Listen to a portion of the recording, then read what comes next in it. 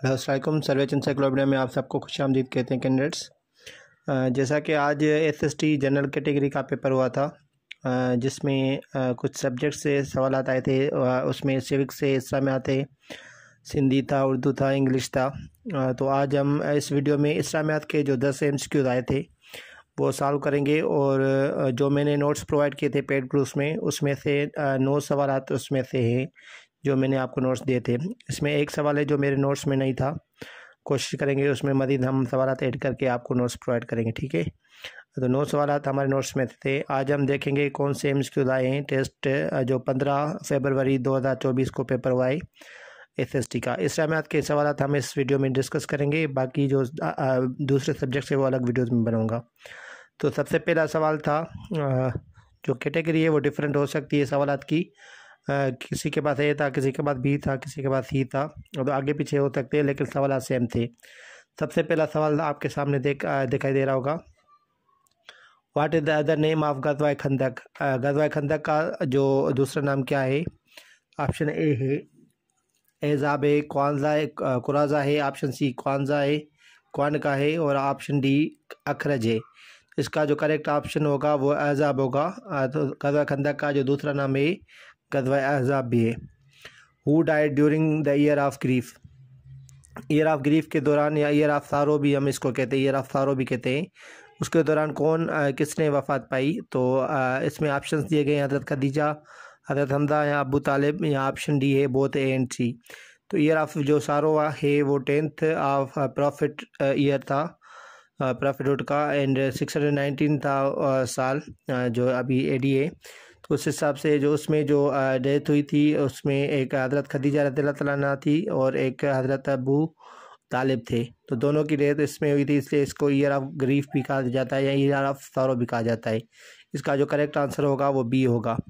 इसके बाद जो तीसरा क्वेश्चन था उसमें पेपर में देखें, द ओनली साहबी without seeing the prophet is. कौन से साहबी ने हुज़ूर करीम सल्लल्लाहु अलैहि वसल्लम को नहीं देखा? तो इसका जो करेक्ट आंसर होगा अवैस करनी रज़ियल्लाहु तआला अन्हा। ऑप्शन C इसका करेक्ट है। First mosque of Islam was built in. तो पहली जो मस्जिद थी वो कब बनी थी? तो इसका जो करेक्ट आंसर होगा वो फर्स्ट ईयर आफ्टर हिजरा, जब हुज़ूर करीम सल्लल्लाहु अलैहि वसल्लम हिजरत करके जा रहे थे मदीने की तरफ, तो सबसे पहली मस्जिद जो है बनाई थी पहली हिजरी में, ठीक है। उसके बाद जो है क्वेश्चन नंबर 5 था, how many time the word Muhammad सल्लल्लाहु अलैहि वसल्लम as the name has been mention in Quran. कितनी मरतबा मोहम्मद का नाम एज द वर्ड आया है कुरान पाक में? तो इसका जो करेक्ट आंसर होगा वो ऑप्शन B होगा 4। क्वेश्चन नंबर 6 है, what is recited during Hajj on way to Mina. Mina की तरफ जब जाते हैं हज में, तो उसमें क्या पढ़ा जाता है, उस वक्त क्या पढ़ा जाता है? इसका करेक्ट आंसर होगा कलमा तौहीद। ऑप्शन C इसका करेक्ट है। इसके बाद जो क्वेश्चन था 7th नंबर क्वेश्चन है, ड्यूरिंग हज टचिंग द हजर अस्वद इज़ कॉल्ड। तो जब हजर अस्वद को हज के दौरान हम टच करते हैं तो उसका नाम क्या दिया गया है, उसको क्या उस अमल को क्या कहते हैं? उसको हम कहते हैं इस्तिलाम। इस्लाम में इसका नाम दिया गया है जब हजर अस्वद को टच किया जाता है।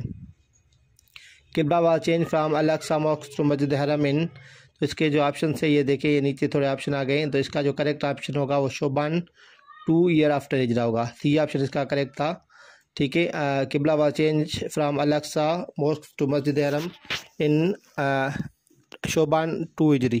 शोबान 2 हिजरी में उसको किया गया था, चेंज किया गया था जो किबला है। उसके बाद जो क्वेश्चन नंबर 9 है देखें, क्वेश्चन नंबर 9 था, who killed prophet's uncle Hamza bin Abdul मुत्तलिब।